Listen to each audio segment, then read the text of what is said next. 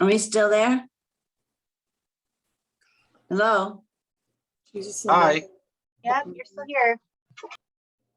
I don't see anybody. Okay.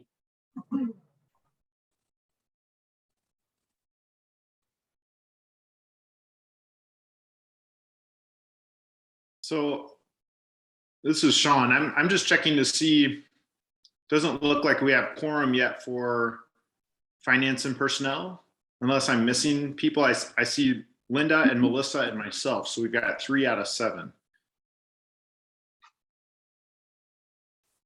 Am I missing anyone? I need speakers. No one's in the room with you, Clint? No, Mr. Chair. Incentive meeting between Finance and Personnel and Health and Human Services to discuss incentive for COVID vaccines. Huh? Oh, what time? 12:30. What's the meeting?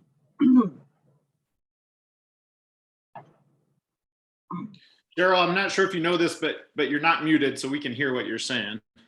Well, sort of, not really. It's kind of muffled, but.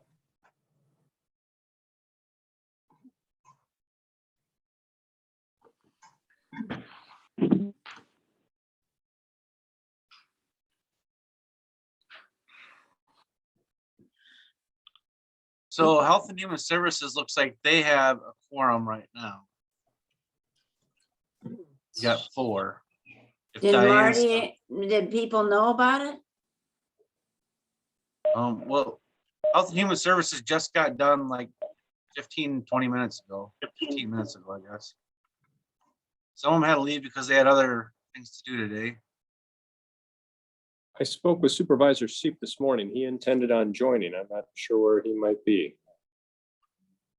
It could be that the Zoom link, I know when I hit the Zoom link on the agenda, because it was hyperlinked, including the phone number, I had to manually enter it in. So it might be challenging for him. I'm just going to give Marty a call and see if he's trying to sign in. I believe in the email that was sent out on the agenda, it also mentioned that it was in the county boardroom and on Zoom. Do you think that there are people in the county boardroom? Or wait, you're in the county boardroom, Mr. Langrick? I am Ingrid, and there is Oh, nobody. okay. And no one else is there. Okay, good. Correct.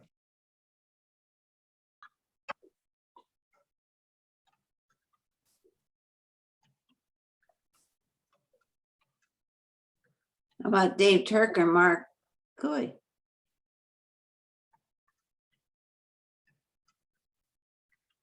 No, Mark, I talked to Mark last night and he acknowledged that this meeting was happening today, so. Carrie, I need to leave at about 12:50. Will that ruin our quorum for Health and Human Services, or will we be okay? What we got here? Got Dr. Barris and myself. And Ingrid. There's 3. And we got Diane that shows that she's still on with the phone. There will be 4. Okay. Well, I need to be somewhere at 1:15.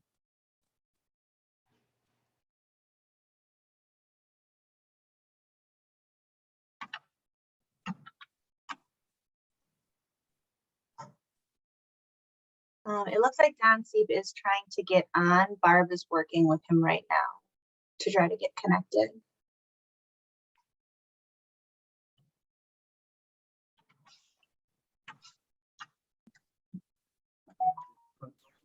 Down to the county boardroom for the. Oh. Somebody was that.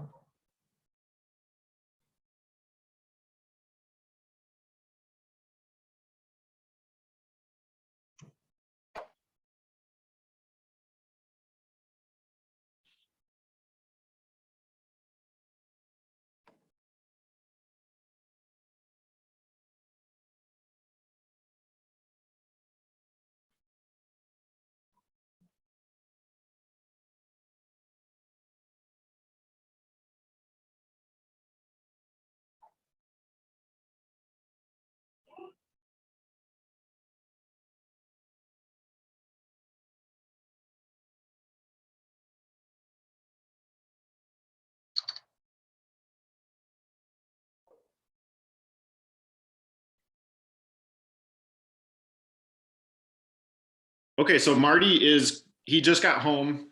He's gonna call in. So I just gave him the phone number and the meeting ID. So once he's here, we should be able to move forward. And I didn't hear from Dave Turk or Mark Cooey.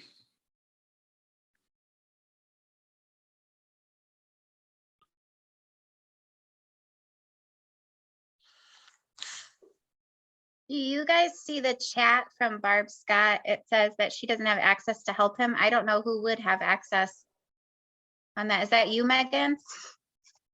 I'm not sure how I would assist him. I can give him a call. I'm not sure either. I can give him a call and do the same thing I just did for Marty. Give him the phone number. Okay.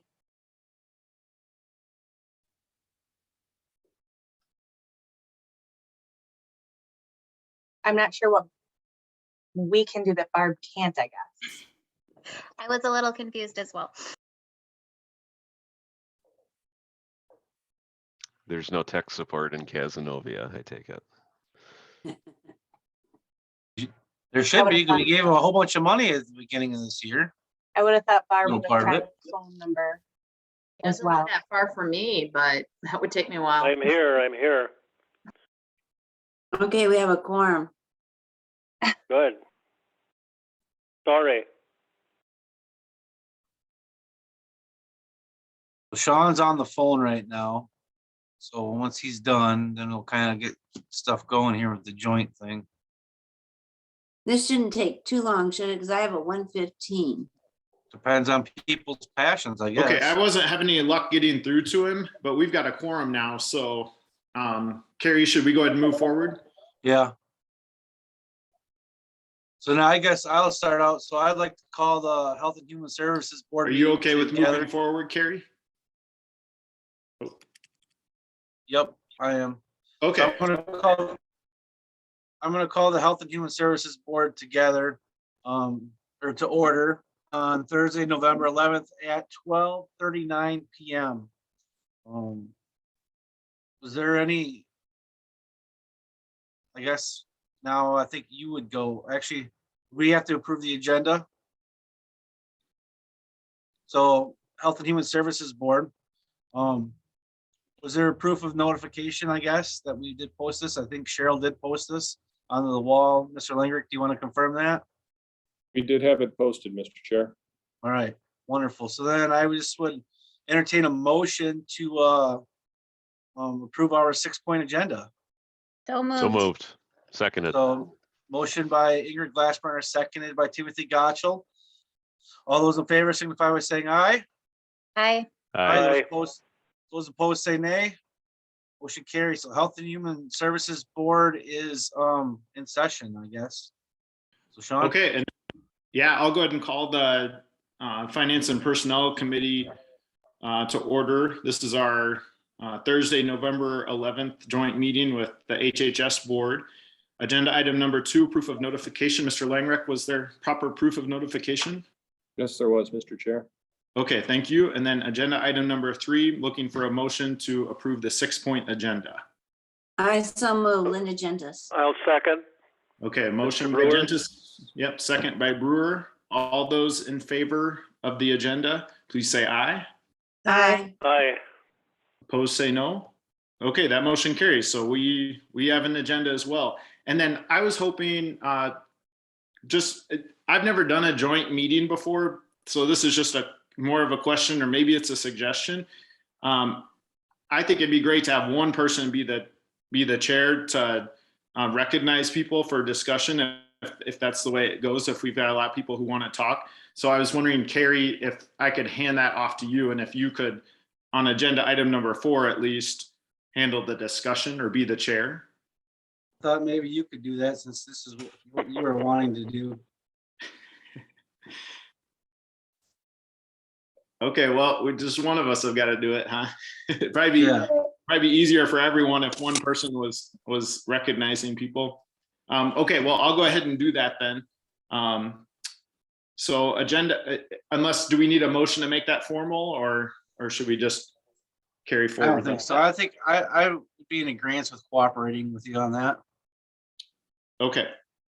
Okay, so agenda item number 4 is discussion and possible action regarding incentives for employee vaccinations. And Mr. Langreich put a cover sheet together, which summarizes it pretty well. So I think we should hand it off to him first, and then I can give a little bit of additional background from finance and personnel if that's appropriate. Thank you, Mr. Chair. Looking today for a motion to direct the administrator to work with HHS Director and Health Department to initiate a COVID vaccination education campaign targeted at employees.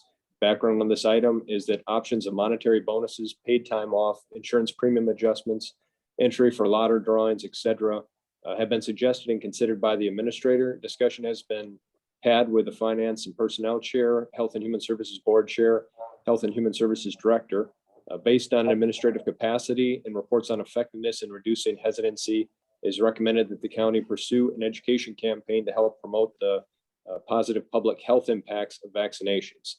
The education campaign will incorporate elements of consistent messaging from credible resources with local resources referenced. This is what I have kind of put together to kind of kick off discussion points on this. I'll turn it back to yourself, Mr. Chair. Okay, so at our October 5th meeting, I was just looking up the our meeting materials. We had a discussion item. There was no action taken on it, except there was the conclusion really was to have a joint meeting with the HHS board.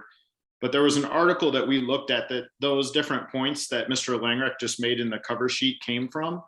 And the article that we looked at, let's see, it came from, I think it was, I'm not sure if I've got it. Oh, hrexecutive.com. Want to get workers vaccinated, try these 6 strategies. So we had discussed the 6 strategies and not in much detail, not to say what, whether or not we thought which ones would be good ones at Finance and Personnel. The idea was to have a joint meeting with you all, with the HHS board. So then, like Mr. Langreich mentioned, myself and Supervisor Severson, and then him and Ms. Thorson sat down together to hear what would, in planning for this meeting, what would staff most prefer out of these 6 strategies that was in this article. And I'm happy to share the article with anyone. It's also on the Finance and Personnel Committee website or in the folder for the October 5th meeting under agenda item number 12.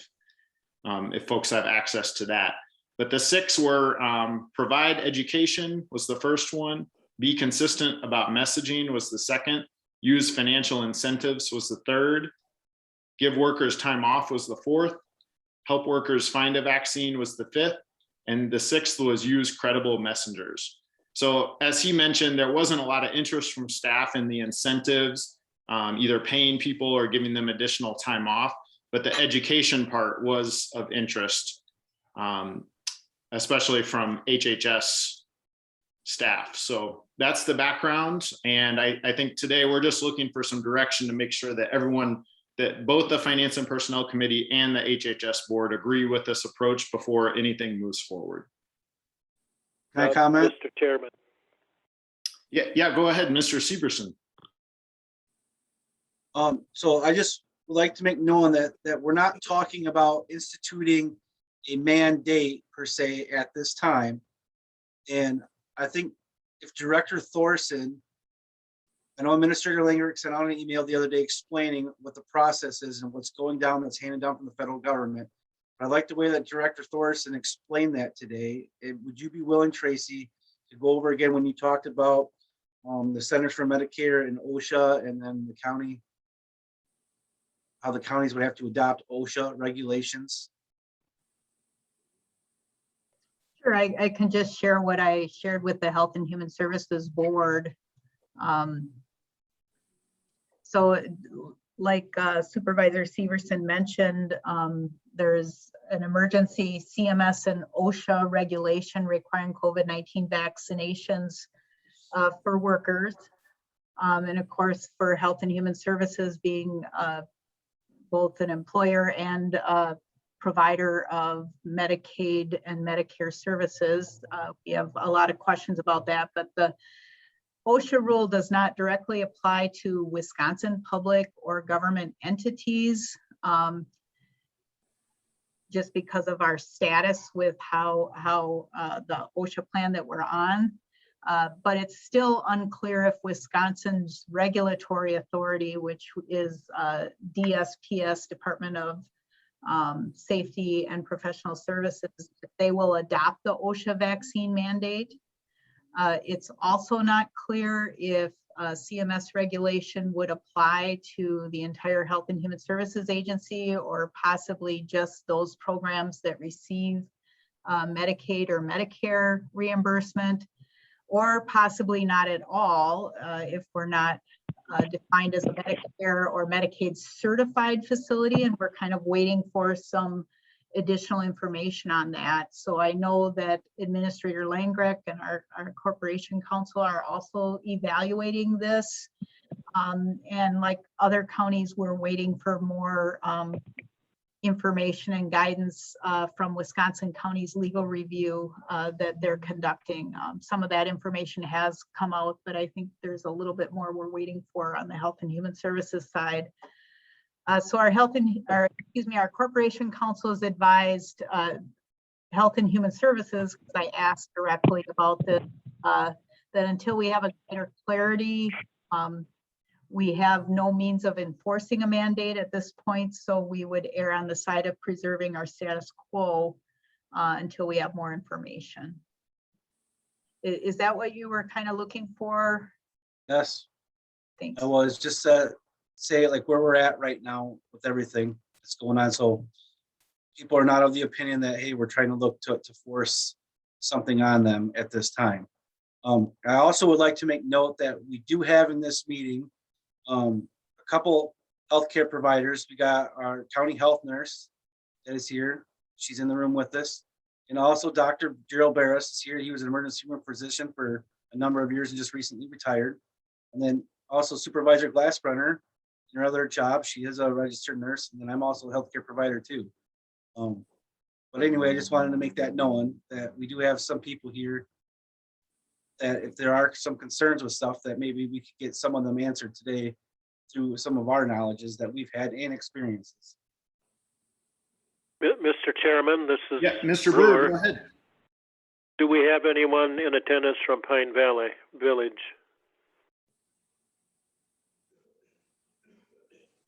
I'm not seeing anyone. It would seem that the federal mandate would be more pressing to them directly, but that's my opinion. And we did, when we had this on the agenda for finance and personnel, we did get an email from Mr. Rislow, and he sent forward several things that they've done on the education side and on the incentive side out at Pine Valley Community Village. When we sat they've down, done very well. They've done very well. Yep. They've definitely taken some actions that are kind of similar to the ones being that are being recommended today. So, and when Mr. Severson and I sat down with Mr. Langreck and Ms. Thorson, it was very clear, we made it clear amongst that small group, at least, that we were not interested in taking any action on a mandate. That this was, we wanted to stay more on the education and incentive side. And then further, there was not really a lot of interest in the incentive side, or there was less interest in that. And so that's why the cover sheet today has a recommended motion to direct the administrator to work with HHS to initiate a COVID-19 vaccination education campaign targeted at employees. Mr. Chair? Yeah, go ahead. I just have a question. Is anyone against giving more education to our employees about vaccination? I mean, it just seems, I don't know why we wouldn't want to give our employees as much educational material as we can manage. May I respond? Yeah, go ahead, Mr. Brewer. Well, I think that was Melissa, I think, who asked that question, was it? Anyway, I think in addition to education, we were, at least I'm thinking, maybe some financial incentive should also be given. So that was the only question in my mind. Okay, maybe let's handle the first question from Supervisor Luck first. Is there anyone who has some hesitation or is opposed to the education recommendations here?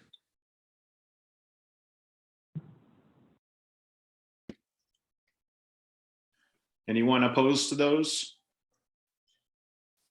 Okay, so not hearing anyone say anything on that. Perhaps Mr. Langreck, it might be best if you took the question about incentives.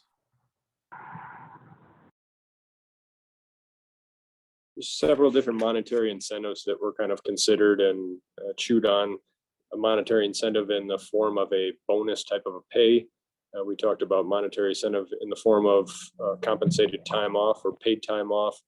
We've also just kind of considered and chewed on having a premium adjustment for those vaccinated.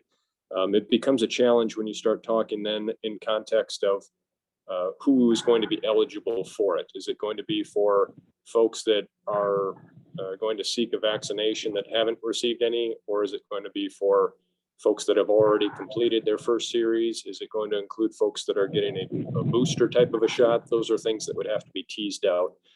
In context of administrative strain, it does become a challenge then with having to put in new pay codes into the system, as well as then as computing if it's taxable, if it's going to impact on tax withholding, as well as WRS withholding and several other factors.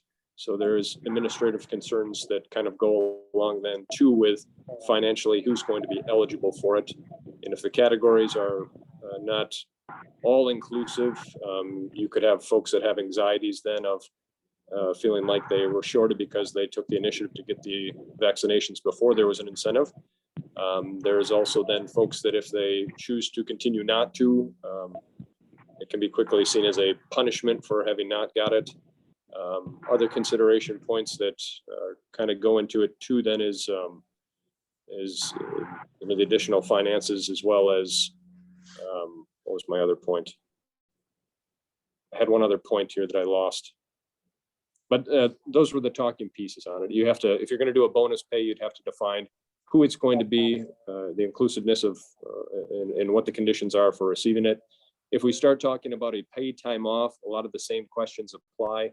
It also then applies to folks that if they're a casual or a part-time non-benefited employee that would not have access to paid time off, are they still going to be eligible then for a COVID day?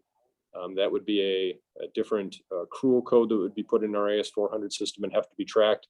You'd also have to consider then how the day is to be used. If it's visualized as a recovery day after receiving an injection and having an immune response to it, or if it's a day to use at your leisure after the event. You'd also have to consider then too, when is the window close on the ability to use that day? As having a hanging lingering day becomes a challenge for administration to track. If we're talking about premium adjustments, then again, we're talking about different premium codes to enter into the system and what those amounts are going to be. And then does that just impact the employee, or does that impact then vaccinations extending out to other members that are not employees that share on our healthcare plan as well? So there's none of them are bad. It's just, it takes, you have to walk through the different options on defining who's going to be eligible for them. And when you define then who's going to be eligible for them, understanding that who's left out of that group and what their reactions are going to be, and kind of weigh that then in the full context of, what's our expected return on investment with folks that are going to be incentivized to get the shot. Is that enough of hearing me ramble about it, Mr. Chair? Mr. Brewer, did that It's enough answer for your me. question? Sure. Yes, thank you. I have another question. Yeah, go ahead, Ms. Luck. Does anyone know if there's any data out there that has looked at which of these items might work the best and actually get people who are not currently vaccinated? Do we know if there's any data at the CDC or anywhere that talks about what actually works? I can just say that based upon the media outlets from Wisconsin who reported on the governor's incentive when that $100 gift card was being offered to individuals to begin the vaccine series. We do know that within the first 13 days of the incentive being offered, 65,000 Wisconsinites actually took advantage of that program.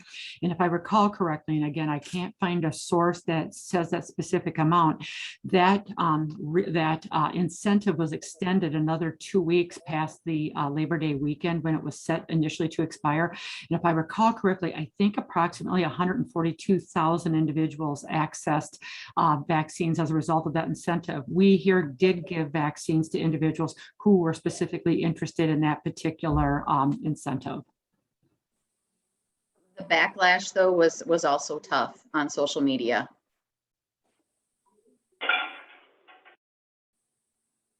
And Supervisor Luck, I'm just browsing through that article that we looked at in October at Finance, and I'm not seeing any, say, footnotes to research on each of these ideas around the education side of things. So I'm not sure which is more or less effective, but I do think they kind of fit with each other. So, providing education was one of the points. Being consistent about messaging is another of the points, but that's really part of providing education, is making sure your message is consistent, and then also utilizing credible messengers, making sure that the right people are out there talking about this to our employees. Someone who has a lot of respect, maybe amongst a certain group of employees or several groups of employees. That could go along with education too. So they all kind of seem to go together on the education side, but I'm not aware of any research.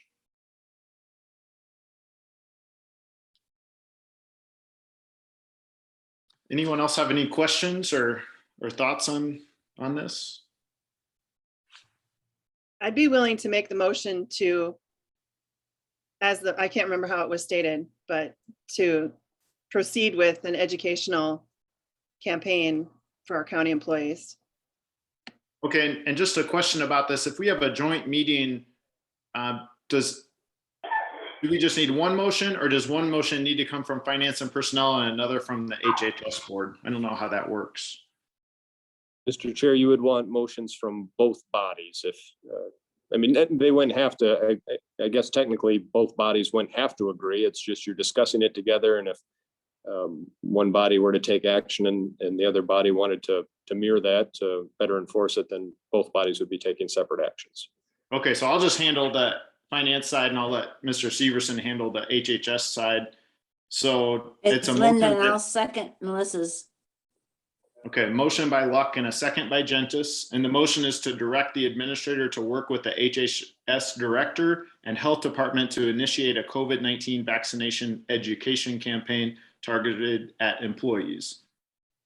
So any further discussion on that from Finance and Personnel? Okay, all those in favor of the motion, please say aye. Aye. Opposed, say no. Mr. Brewer, did you say anything? Are you in favor? I said aye. Okay, great, thank you. So that motion carries from us.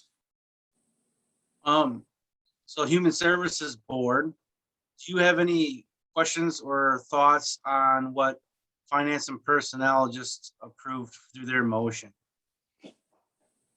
Any comments from Rose or our director, Dr. Barris? All right, then. Mr. Chair, Recommend the same. You were breaking up, Dr. Barris, pretty good. We couldn't catch that. But I said I would just make recommendation and as the finance and personnel for the HHS board. I didn't hear it. he just was, he's recommending that the health board do what health and human, or what the finance and personnel committee just approved. Okay. I believe he actually made the motion. We did, okay. So if there's a motion Is there a second? I can second that. We got a motion and a second. Director Thorson, were you gonna make a comment? Yeah, I think Health and Human Services is an appropriate agency to try to provide information campaign. Some of the suggestions that were made are pretty labor intensive, and so I guess I'm hoping that you'll leave it to us to determine what type of campaign we can really provide with our existing workload. I think we'll do everything we can to get information out to county staff, but I also kind of recognize, probably along the same lines that Administrator Langrick is talking about when you refer to any kind of other incentive program, there's a lot of things to consider, and there's a fair amount of work to be done to try to actually do something that we think can be effective. Carrie or Mr. Severson, I just realized I'm not sure that we still have quorum for HHS. We don't. So I don't know if we can make a motion. I only see myself, you, and Dr. Barris. Is there anyone else from the HHS board on besides the three of us? I thought. I think you Tim have, said he had to get up. But we had a. you do have. Diane Cox on. We do have who? I thought Diane Cox was on. She was, but I see a phone number and it no longer says her name, so I'm not sure that that's her. No, I know whose phone number that is. I believe we have Chair Brewer on, and if I recall, our rules do allow him to be a sit-in member to make a quorum if memory serves. Well, if that's true, then let's take a vote. Were you gonna look that up real quick? I'm trying to pull it right now. I know that there's some language about him being ex officio on committees and boards.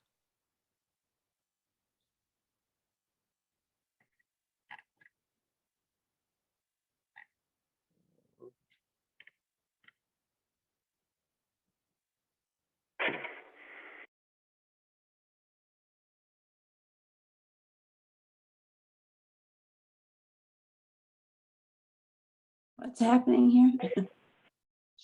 So what's happening right now is I think Health and Human Services does not have a quorum right now to make a motion. We have 3 supervisors and we're missing at least one more to make quorum. So Administrator Langrick right now is looking through the county board rules. Oh, for if Marty can do it, yeah. Correct.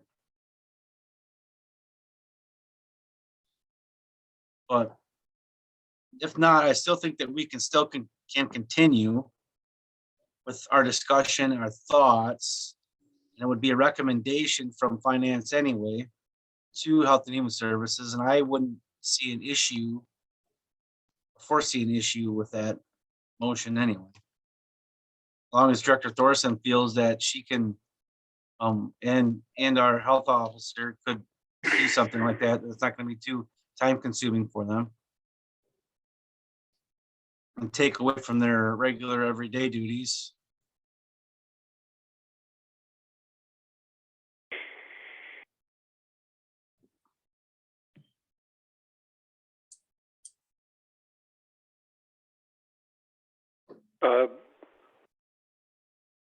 Mr. Chairman, one of you two,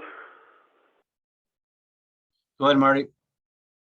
why don't we just go with the motion then from Finance and Personnel? And then let's have a motion from Health and Human Services. I'll vote yes.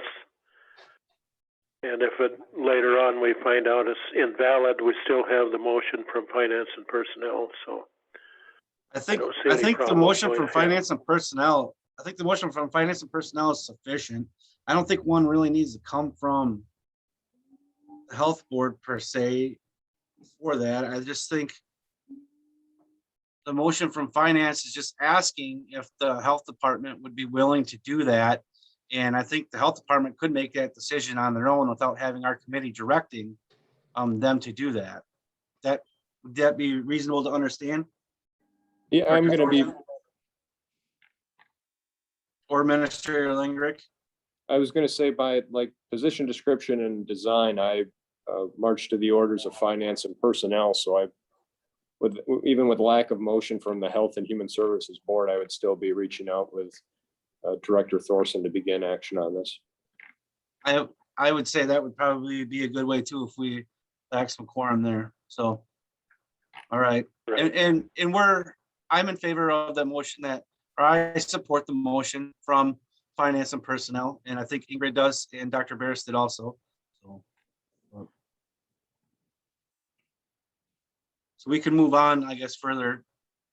Sean, if you want to. Yep, that sounds good. So next on our agenda is agenda item number 5, future agenda items. Do we have any future agenda items as it pertains to Finance and Personnel Committee and HHS Board meeting together from any of the members? No, Okay, hearing none, we can move on to adjournment then. So from Finance and Personnel, from someone there, I'm looking for a motion to adjourn this meeting. So moved. I'll Second. second it. Okay, a motion by Luck and a second by Gentis. All those in favor of adjourning, please say aye.